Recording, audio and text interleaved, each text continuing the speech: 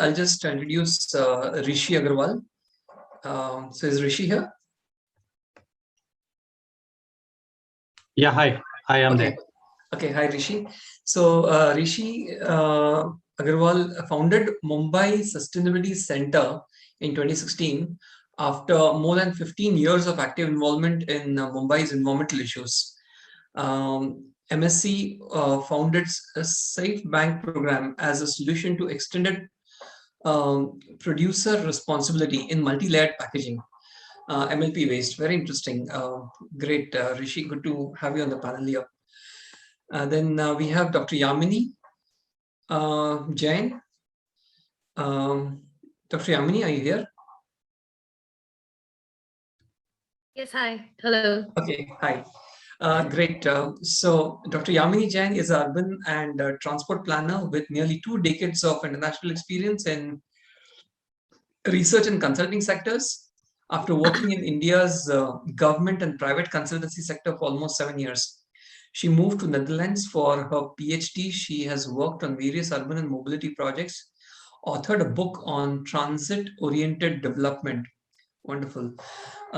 Several international publications, given 2 TEDx talks in Netherlands, and featured in magazines, podcasts, and radio interviews. So welcome, Yamini. Thank you. Thank you so much. Then we have Hussain Indorewala. Hussain, are you here?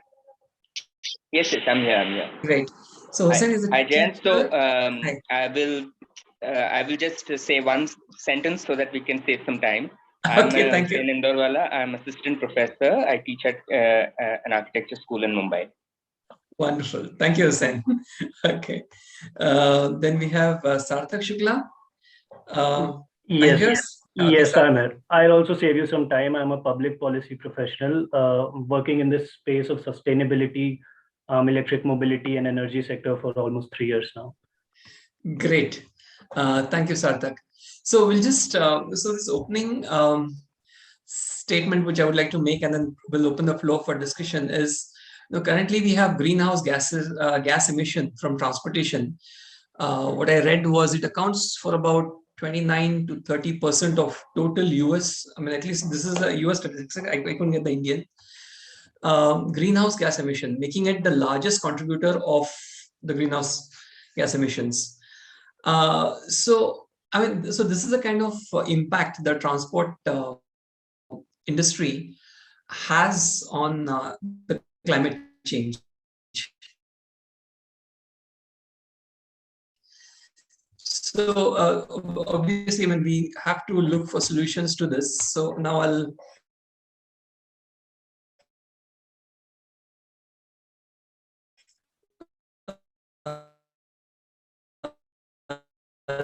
leave for the experts to. So I've been working with Chintan since last few months, and the overview that we have come across for waste management is that particularly in India, the issue has been very pressing. So in India, there is only 70% of the waste that has been collected and treated, and the amount of treated waste is also very lesser. So if we talk about in numbers, so the countries generate, out of which only 12%, out of which only 12 million ton is being treated, and the rest 31 million ton is being dumped in a very improper, reckless manner, majorly to the landfill sites. As we see around Delhi itself, there are 3 bigger landfill sites that is going beyond even the height of the monuments such as Taj Mahal and Qutub Minar. And what are the issues regarding that is that the waste is treated in a very unscientific manner. The collection is really improper, and there are also ethical problems related to that, which has a cascading effect on social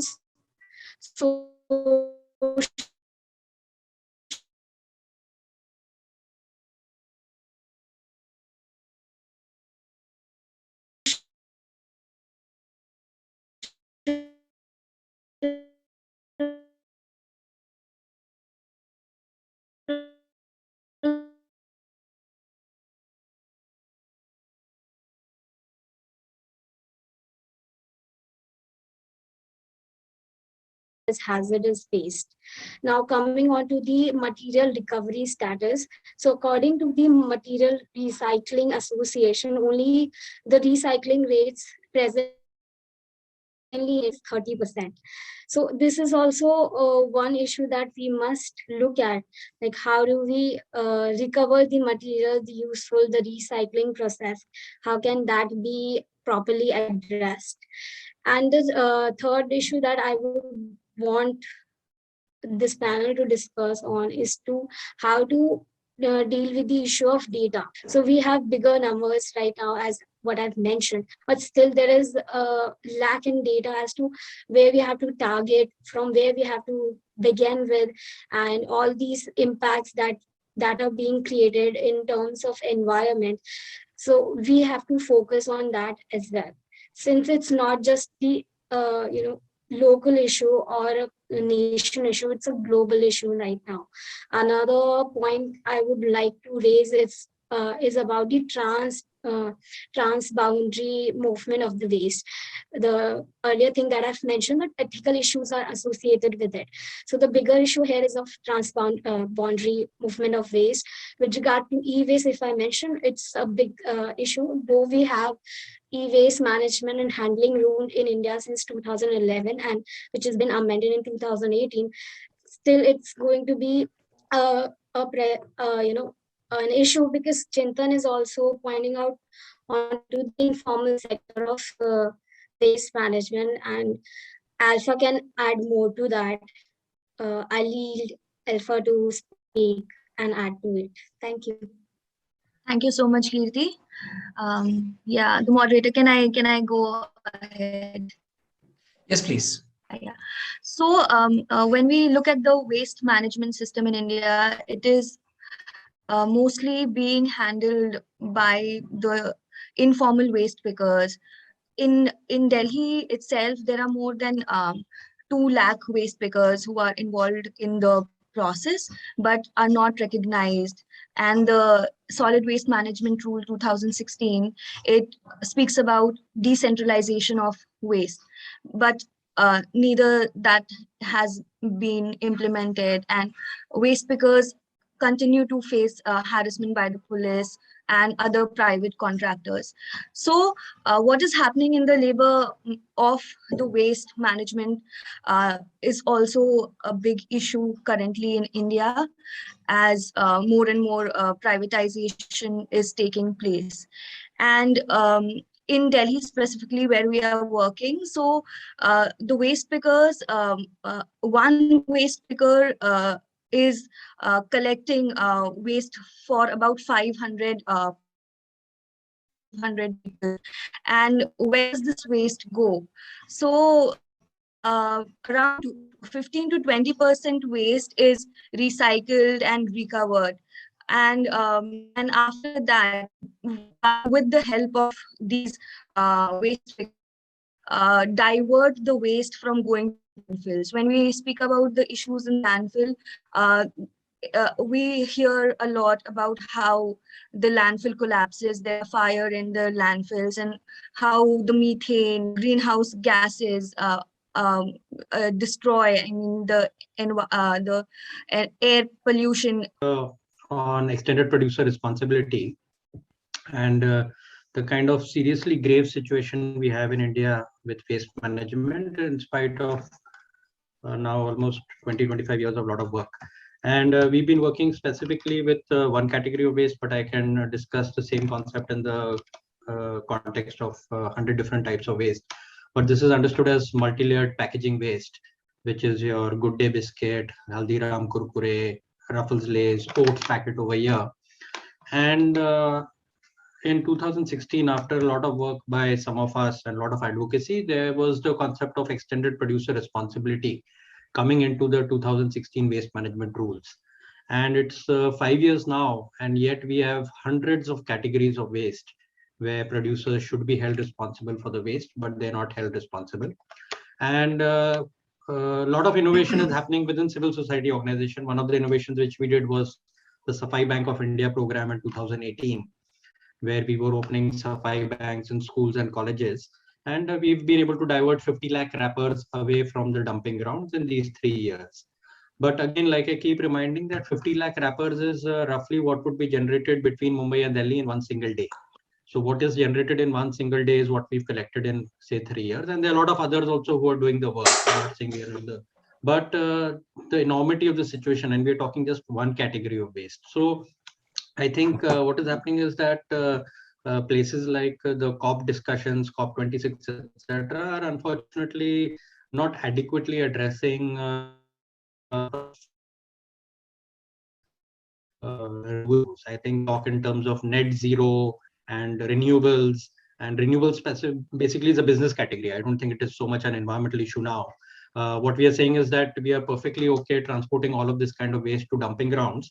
Previously, the trucks were running on diesel. Now they will run on electric vehicle. They will be having lithium batteries, zero emission. But what I'm saying is fundamentally, and this is where I want to draw the attention between waste and transport, that there are millions of kilometers of trips happening every day in India to transport waste to dumping grounds, which need not happen at all, period.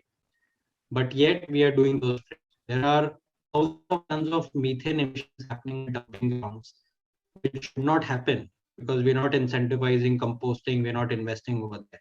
So the whole system is unfortunately taken over, and all that we'll have to do is discuss big things at COP. But those big things are not going to make a difference. It's just a lot of small nuts and bolts. Implementation of policies like extended producer responsibility, which will take. I mean, I have a lot of things to speak on that, but these were the main moot points.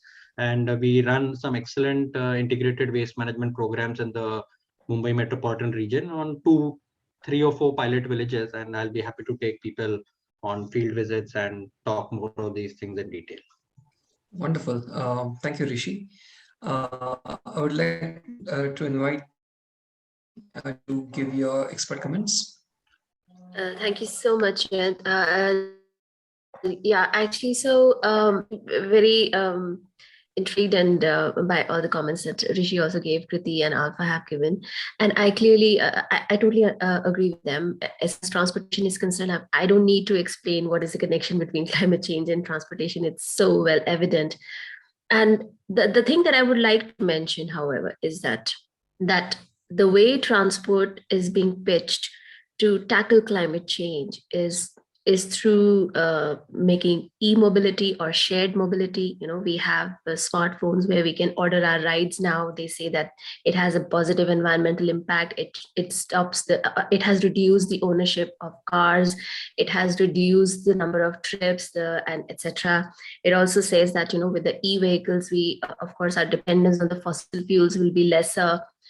But the larger picture is somehow missed. It's not that nobody is talking about it, but the discussion is still at a very nascent stage. And that is that when you talk about e-mobility, when you talk about electric cars, we are not talking about the waste generated. We're not talking about the charging infrastructure. We are not talking about how is lithium going to be mined, where is it coming from, and where is it going to be dumped. What about the batteries that come out? So there is a connection between transport and waste in that sense also, but nobody is talking about it because it doesn't. It's not a very comfortable discussion. Then if we talk about the shared mobility services, like, you know, you have Uber or Ola, or you have ride sharing apps where, you know, you can do a carpool together, etc. So these solutions are also specifically meant for certain group of the population. It's not for everyone. Only a certain section of the society who is upper middle class or has digital literacy, has access to smartphones, and would want to make certain kind of trips, only they are able to use these services. And even if they have a positive impact, they are not touching all layers of the society. For example, you know, I did a study about the gender mainstreaming and the gender smartness of the smart mobility. And there is not enough research into this subject. From whatever evidence we have, it's mainly from the developed countries like America, North America, or Europe or Australia, but we don't have any evidence from the developing countries to say if women are also using these services just as much as men. And there are various other roadblocks to it. The poor can't use them because there are some credit card requirements, or the elderly can't use it because you have to be digitally literate. You should know how to use smartphones, etc. Women can't use it because sometimes they do not have enough financial resources with them. So there are all sorts of problems due to which, even if these services have an environmental impact, positive impact, which is not sure at this moment, we are very sure that there is no social or economic sustainability of these solutions. These are purely business models. And in the long run, it's difficult to rely on these methods of changes in transportation to actually tackle climate change. So we need to work on not just making transport more sustainable, but like Rishi said, some of the trips of moving the waste, they don't need to happen at all. So let's also think about just not making the trips at all. How can we just reduce the transport demand? And COVID, I think, has given us a brilliant insight into this. It has made us realize there's a huge opportunity in working from home. This is something that is possible, which we never thought it would be. So I think that's the silver lining to this cloud, where we have understood how we can actually reduce transportation. I'll leave it at that because it would be better to hear other people's views and opinions and solutions to these problems. Thank you. Thank you, Yamini. I would like to now call upon Hussain to give your expert comments. Hi, thanks so much for having me here. I am going to talk mostly from the perspective of Mumbai, and this is with regards to transportation.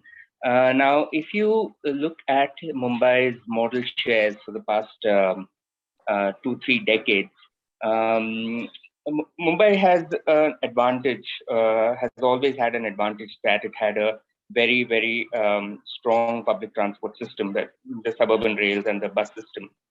In the decade of 1990s, about 70% of the trips made in the city, motorized trips, were through public transport.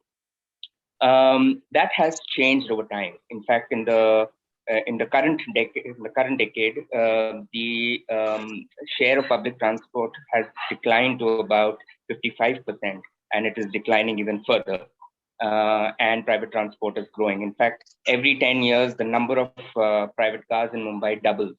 So in 98, we had 250,000 cars. In 2008, it was 500,000. And today, in 2018, it was 1 million, and it's growing. Now, most of the trips in the city are made through non-motorized modes, whether walking or cycling. That's about 51% of trips made in the city are non-motorized trips.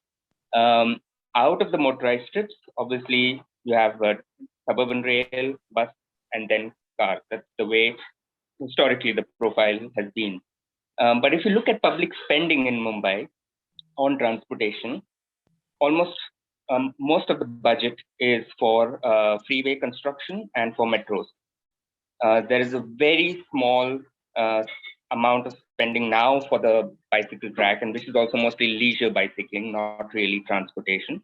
And almost nothing, in fact, negative when it comes to buses, and almost nothing when it comes to pedestrian infrastructure and so on. So the priorities, the policy priorities are very clear.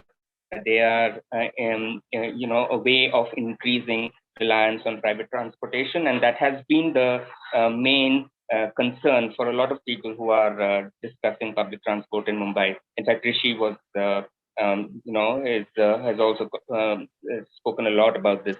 So that has been the concern. So, for instance, if you look at some recent projects, that is the Coastal Road, the Trans-Harbour Link, which was earlier supposed to be multimodal, now it is only a highway.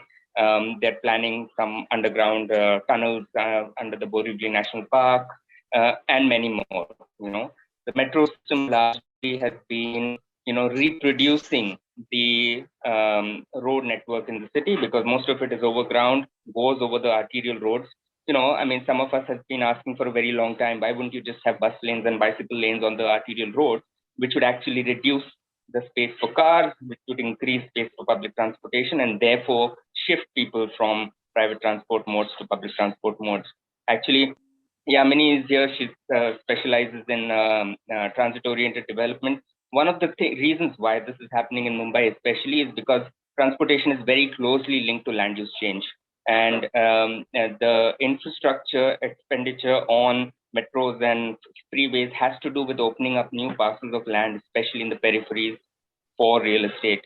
In fact, the coastal road is going to do that. The Mud Marbe area is going to be opened up already. In fact, there's a lot of real estate investment in those areas.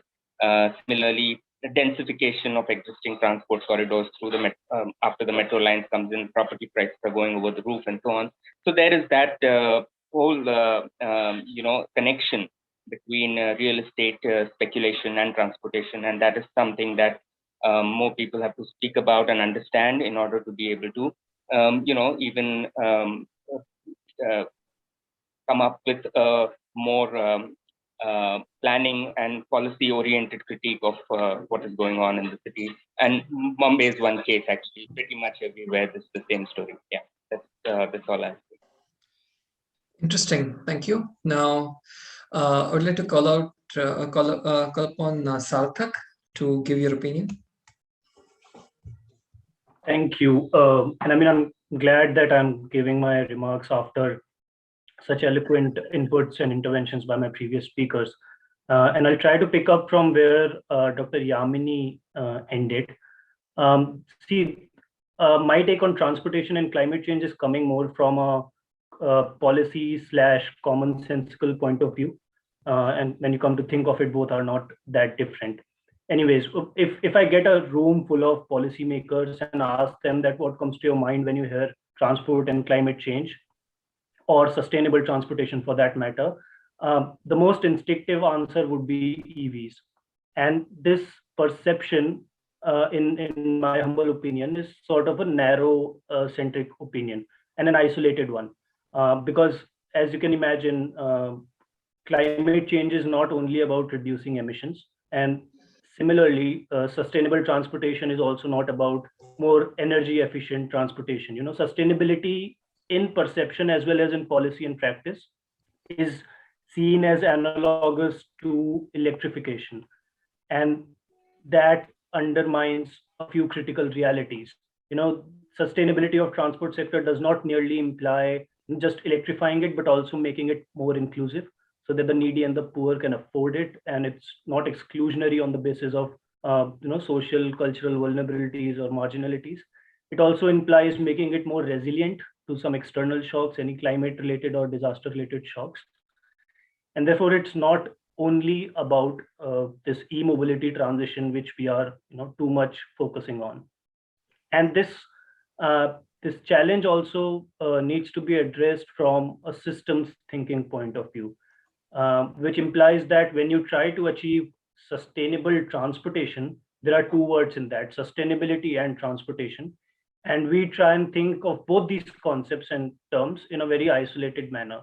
For instance, take transportation. Most of the policy perception or a perception of a common commuter who day to day has their transportation needs. Transportation for them is only about the number of or the actual vehicles that they see on the roads. But at the back end of it, there is a whole supply side equation. There's a whole demand side equation. There are manufacturers, component manufacturers, the hard road, public transport infrastructure, rail, air, etc. There are demand side elements, which demand comes from commuters and consumers like us, passengers, logistic demands, coal, cargo, etc. These all comes from the demand side. So there is not just the actual vehicles on the road, but an entire system around it. And here comes the critical point. When we see sustainability, we only tend to focus on the energy part of it or the emission part of it, but there are 2-3 elements to it. At a cursory level, we can divide it into 3 elements. There is environmental sustainability, of which emissions is just a part of. There is biodiversity conservation, there is pollution, there are circular economy considerations which come into those environmental sustainability aspects. Then there is a social sustainability element, which implies, and which is the talk which is now gaining momentum around it, which is of just transitions, of jobs in this sector. When we transit from an ICE ecosystem to an e-mobility ecosystem, what happens to the skilled workforce which is required to effectively transition in that way. What happens to the millions of automobile sector workers, their lives and livelihoods, which are critically dependent on the ICE value chain in the system? So there comes the social sustainability angle. And the third is the economic sustainability, which broadly implies that for all the stakeholders that are involved, the transition or the transport sector development towards more sustainable space is affordable, accessible. There are some economic benefits for them. And that goes true for all the stakeholders. For the businesses and investors, it has to be profitable, which is what Rishi and Dr. Yamini also alluded to being a business case. But there is also, for the state, it has to be, ensuring of a revenue neutral option. The revenue should not diminish so much, because then that has a cascading impact on the social welfare schemes that they run. And for the community and the consumers itself, the quality of transportation itself, the affordability of it, accessibility of it should be up to the mark. And I think it is indeed a blot on the tenets of sustainability in our case, that basic comfort and basic elements of quality are considered as a luxury in the transport sector, and they are also priced accordingly. So my humble submission is that we need to think beyond the boxes in terms of exploring the transportation sector and then infusing sustainability in it. And we can avoid shift and improve. We can adopt that kind of an approach, that we can avoid as much as the transportation needs to the extent possible that are avoidable. And as Dr. Yamini also highlighted, future of work, COVID, the digital revolution which is underway, it gives us a lot of impetus to avoid the transportation needs to a certain extent.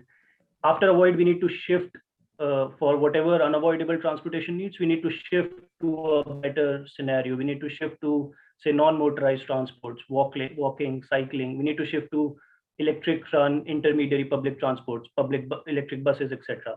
And finally, after avoid and shift, there is improve, which is a continuous effort to improve the vehicle and the system efficiencies through, and here comes the role of electric vehicles. Electric vehicle is not the entire game. It is just a part of improving the efficiencies, making the vehicle and trips more clean and green, and at the same time ensuring that social, environmental, and economic tenets of sustainability are ensured. So that will be my submission at this point. Great. Thank you, Sarthak. Now, Shailendra would like to take over. Yeah. I think we're doing fine. Okay. There. Great. So in that case, I think we'll leave the floor open to the participants to ask questions to the experts. And before experts, I mean, if you want to go another round, there is, so I come from marketing and I see too much of emphasis on how households or individuals are responsible for both waste as well as transportation. But in terms of waste also, we should also look at industrial waste in that sense, and how it is being treated and what is being done with it. Transportation, again, what seems to come out is that both waste and transport, I think reduction in the intensity and reduction in the activity could pay. And I think, if I'm not wrong, Yamini might be from urban planning. So perhaps some of the long-term solutions would come from urban planning in terms of both reducing transport needs as well as managing waste better in localized settings. Okay, so we have Pranav. He has a question. So Pranav, we'll just go in the sequence. First is Pranav, then is Pratisha. Okay. So Pranav, please go ahead with your question. Pranav, can you hear us? I can see a raised hand by Pranav. So is it by mistake or? Okay, so There's next is question by Anasuya, I think, yeah, in the comments in the chat. I think. In the chat, I'm not able to see the question though. Can you read the question? I'm not able to see it here, strangely. I think she's saying, why is it that when in all other fields of development, why is it that when in all other fields of development India is progressing, but the waste issue continues to be a major problem? Many forums, many discussions, but no proper solutions or implementation. NGOs have been working last 6-7 years, yet everything looks good on paper. Okay, that's a very interesting question. So, any other it's a challenge thrown to all the waste warriors. So, what do you make of it? Is some progress being made, or are we still at very superficial, scratchy level? I'll add some of my thoughts on that question, and I think quite articulately. In fact, in 2018, Mongabe in their article captured my thoughts very well. And I would like to connect it to some previous sessions, because for almost 20 years, I've been a very strong critique and at times of Anand as well on the whole this concept around nature education.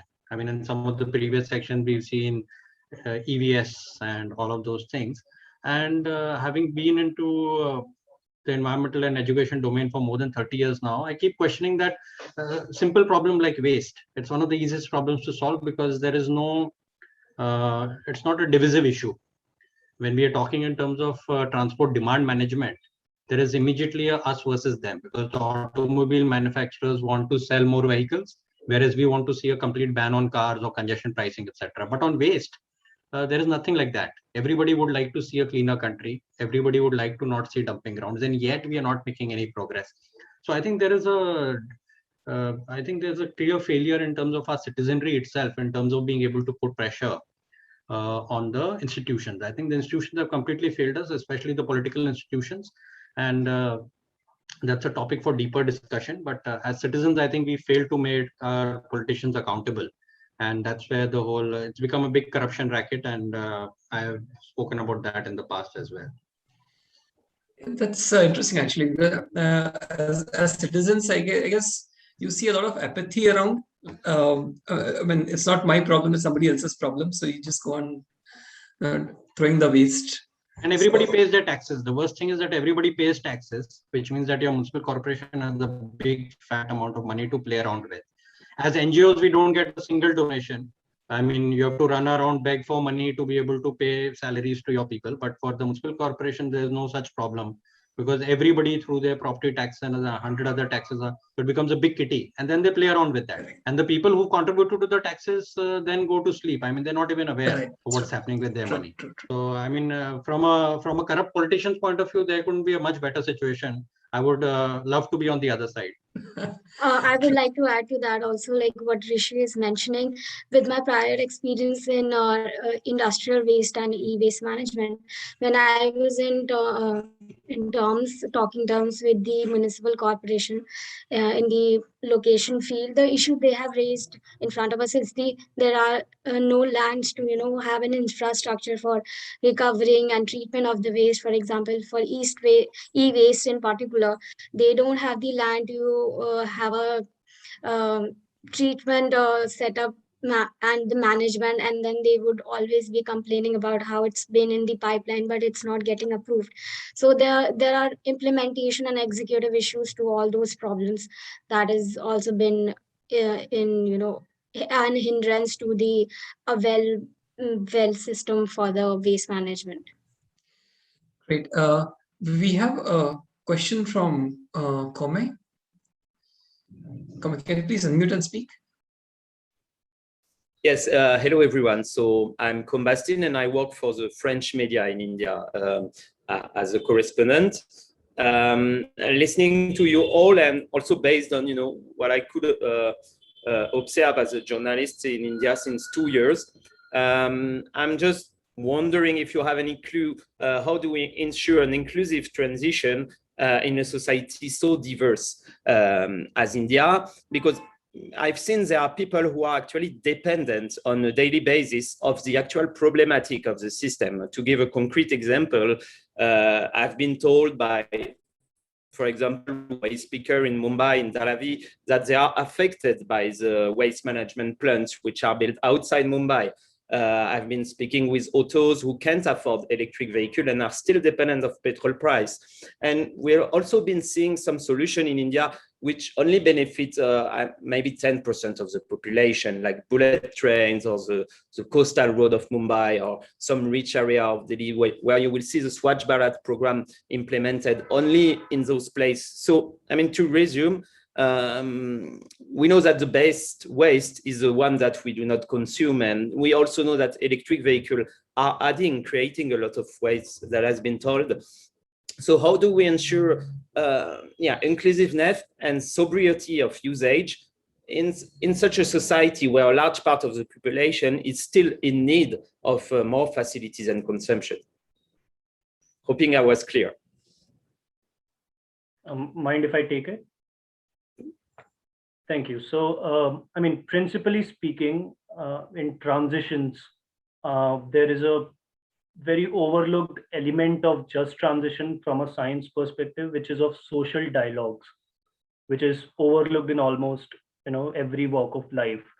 And it is overlooked not in on paper that it is not happening. Public hearings are happening every now and then on every issue, but people who are at the end of the day going to face the impact of any transition, they are mere receivers or just listeners in the entire stage of planning, developing the policies, implementing them, monitoring them. They are mere receivers. Best case, they are an invitee on some government committee or a platform, but you don't see the actual public who is excluded historically because of legacy issues, because of socio-cultural barriers. They don't get to be active participants in this entire journey. And therein comes the angle of social dialogue, that community should be driving such dialogues and such transitions and not receiving them. But the way it is happening, be in terms of electric mobility transition or the energy transition which is underway, this is a skewed scenario of power dynamics where it is top down to its core. There are dictators, there are policy makers who are dictating these decisions, and there are businesses which seem to be hand in glove with the policies, and it is just happening for the benefit of them, giving a perception that it is clean and green.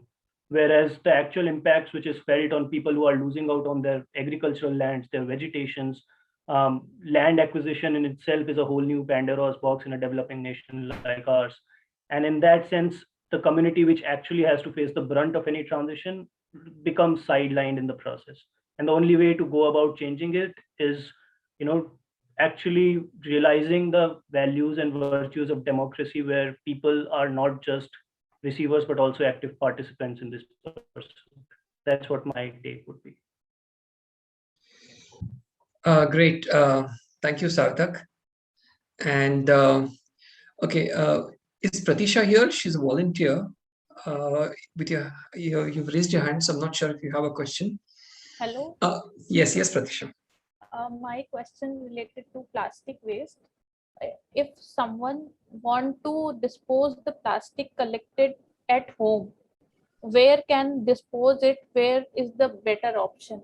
Because they collect at home separately, but they don't know where it dispose it, because there is no option like BMC come and collect whole waste at one time. So what is the best possible solution of separate plastic waste? Rishi, would you like to take that question? It's Yeah. something close to what you said. No, so Pratisha, if you're in Mumbai, then I think what happens is that the municipal corporation has a separate collection service for dry waste. Yes. But you'll have to work at the building level. You cannot do it at the individual level. Yeah, I'm talking about building level. How we can give at any center, like if I want to give at any particular center weekly wise, so what is the best solution for it? No, so their tempo will come to your building. What I'm saying is you go out to the nearest ward office and let them know that you would like to avail of the service. Okay. So the dry waste tempo will come to your building and on a weekly basis take all the collected waste from you. Okay. And alternatively, now thanks to a lot of suggestions over the years, they have set up dry waste collection centers in each ward where you can go and drop your waste also. Okay. I think what the larger question that I think what Pratisha, it's not only about answering her question, but the larger question which is still there is there enough awareness about the best practices available? Or, I mean, if somebody who's sitting in this particular conference has a question like this, then I'm pretty sure that people who are outside this thing may not even know what to do in the circumstances. And even if they want to make that effort, you have no avenues to look at it. So perhaps a challenge, even bigger challenge in terms of creating infra to do it, is to create awareness about the infra which is available in the first place.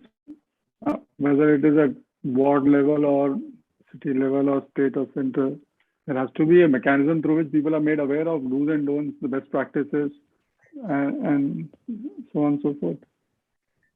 Right. Yeah, and that's the role of the municipal corporation again, because instead of just putting up notices and billboards saying segregate your waste, you need to give actionable information to people.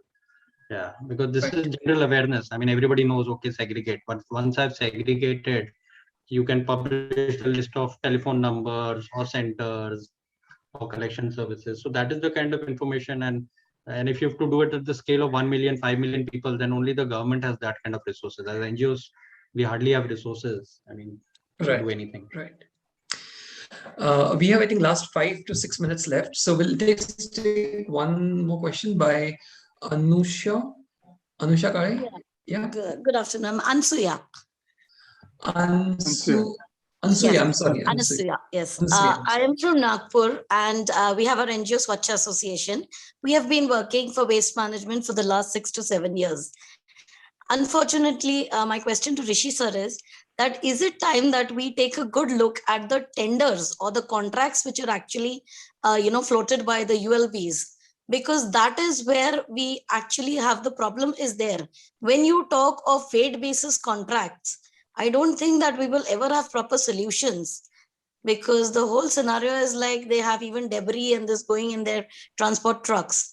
Another thing is the separate systems which should be put into tenders now. It is high time that we have wet waste, dry waste, electronic waste, all this which was put in the Swachh Bharat missions. But unfortunately, like I said, everything looks good on paper. So is it time that we rethink about the contracts and the tenders? We rethink about the Swachh Bharat mission, because mission 2 has already been launched by the central government. So, sir, if you can answer my question. I mean, it's a rhetorical question. We need to rethink. And for me, that question is absolutely much more particularly close to my heart, because that formed the basis of my work between 2005 and 2009-10, because we were exposing a lot of irregularities in the whole public-private partnership and the tendering model. We all know ILNFS went bankrupt, but a huge chunk of their work was in waste management tenders. And I completely agree with you. I mean, if you are more interested, I didn't speak further, but in 2014, I had come on Swachh Bharat, this thing, Satyamev Jayate, and I had exposed exactly those kind of irregularities and the tender conditions. But unfortunately, there's nobody in the country to listen to those kind of things. But the tender conditions are absolutely the most important place, and how the money is utilized by the municipal corporations is at the root of solving our waste management problem. Thank you. Thank you. Actually, we have 5 minutes more. So I think one more question, because there are quite a few questions coming in the chat. So I was about to call Yamini to answer. She's already typed it out, but Yamini, if you want to elaborate on that, because I also raised that question. Both transport related externalities as well as waste related externalities could, and maybe in a way, solve through urban planning itself. So you want to talk more about it? I think urban planning and transport planning have been historically been treated separately, and that's not the way to go about it, because transport is connected to urban and urban is connected to transport. So they're not silos as such. And the one way in which we can actually create an impact through urban planning is to basically mix the land uses together, which is a very European model. Our urban planning since past has done a very American model, which is a four-based model where the land uses have been separated. So there is a residential land use area, there is a commercial land use area, there is a work, industrial. And so, of course, when you have different land uses spread out, people will have to move, and they will have to move long distances. But in European model, all the land uses are typically mixed. So you have shops on the ground floor, you have houses on the top floor in the city center. As you move outside, of course, there is still a good mix of land use as far as the workplace, the commercial place, the residential land use is concerned. Schools, they have to be in your neighborhoods. So when you have such kind of a land use system, the need to travel becomes it's reduced. Like my daughter, she cycles to school. I walk to my workplace. So we live in a small community in that sense. The distances are shorter, but so that is one way of doing it. So we create mixed land use, and that's how we shorten the trips. The second is, of course, if we talk about the transit oriented development, that the second way is not just to have mixed land use, but also improve the accessibility to public transport. So you're not reliant always on the car or your private mode of transport. So if you can walk or cycle for shorter distances, that's perfect. But if you definitely have to go for longer distances, you should be able to go by bus or by train, by local train or metro or something. So in that way, urban land use and the transport infrastructure, if they are mixed and worked together, that's how we can create an impact on the transport sector. And of course, working from home, that is a new thing. We should definitely do that, continue to do that. Yeah, wherever possible, work from home, whenever possible. I don't think that luxury is available to people at a large numbers. So that's a luxury. Yes. I mean, but work from home, work nearer home, But the should be one, closer to that. but the ones who use cars are also in that sector where Correct. they Work from home. so they can, most of them can afford to work from home. So let's also make that connection, and yeah, I think that should be possible. It's difficult, but not impossible. I think now we are almost out of time. So there are two more questions in the chat. I'll just read those questions, but I'm not very sure if we have enough time to take those questions up. But at least we can go back with these questions and think. And so one is by Pranav. He says, what were the reasons for failure of odd even rule of the number plate of vehicles to reduce traffic and pollution in NCR? And the second question by Nikhil is, what is the solution for concrete rubble waste? Before Sakshi, how much more time do we have? We have 5 minutes. We'll extend. We have 5 minutes. Okay, so then in that case, can we start with this odd even question? Would one of the experts like to take this question? Jayant, you want me to take it? Please. Thank you. Yeah. So So the thing about the odd even is that this is a Delhi question, so maybe the Delhi people will have better insight into this. But principally speaking, what happens is solutions like odd even, what they do is they simply take away half of the cars of the road for one day. But what that does is that it has a kind of a feedback.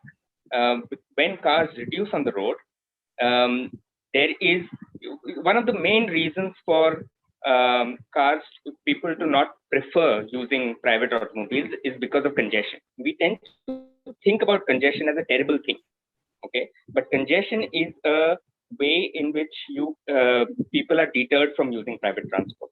What odd even does is it reduces congestion without reducing cars. So there will be an encouragement to invest in private transport, even through measures like odd even. The only logical way, if you want to create a behavioral shift of people from private transport to public transport, is to take away road space from cars. This is something that is taught in transportation planning schools from the very beginning. This is only something that our transport planners don't seem to understand. You have to take away road space, which means that you build bus lanes, you build bicycle lanes. The less road space, the more congestion for private transport, which means more people will be encouraged to use public transport. And obviously, you have to improve the quality of public transport. So odd even solutions are not ways of reducing reliance on private automobiles. Yeah, I just have a small thing to add. While you're very right in whatever you said, but I think another dimension to it is to encourage people to look for solutions outside the car. So think about carpooling with somebody who has an odd even number or something, So basically making people think of solutions outside the box. But why I think it failed in Delhi was simply because of just the backlash from the people. People didn't accept it. There was a political push to it, and I'm very happy about it. And my friend was there in Delhi at the time that it was it was in there on the roads, and she said there is a considerable difference. There's a considerable difference, but people need to they if they had taken that responsibility on themselves, if they had taken the challenge to be a little uncomfortable for a while and get into the system, because every change is uncomfortable, it needs to become a habit. So there is also a rule, like there's a I think there's some rule, I'm forgetting it right now, but it's like 21 something. So it takes 21 days for a habit to develop. So we didn't even give that much time. It was just 2 weeks or something. That's not enough. If you have a pilot project like that, you need to give it more time. There has to be more political pressure. I think there was, but public just didn't want to do it. I think the failure was because of the public. And if they had been in for a little longer, they would have seen the benefits.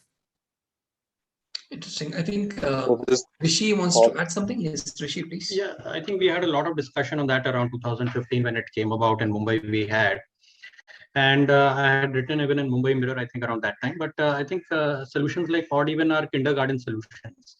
Congestion in India is a 20-year-old phenomenon, but in the industry, it's been happening since 60s, 70s. And these were the first set of measures which came up, odd even.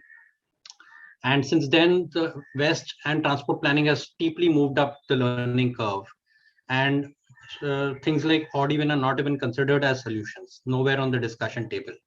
You need to bite the bullet, you need to take the tough decisions. And this was a very populist kind of announcement by Arvind Kejriwal, thinking that he is going to please a lot of people. It was purely political posturing, populism. I don't think they had, even seriously, they were thinking of controlling congestion. They just wanted to look good after the election and now make some announcement. So there was no seriousness in it at all. Sir, like in London, there is a rule: if somebody wants to take out their private vehicle, there is a charge of some £5. So if that charge is imposed, and even if a vehicle is permitted, a heavy charge, so how will it imposing a restriction? How will it be helpful in reducing traffic as well as air pollution?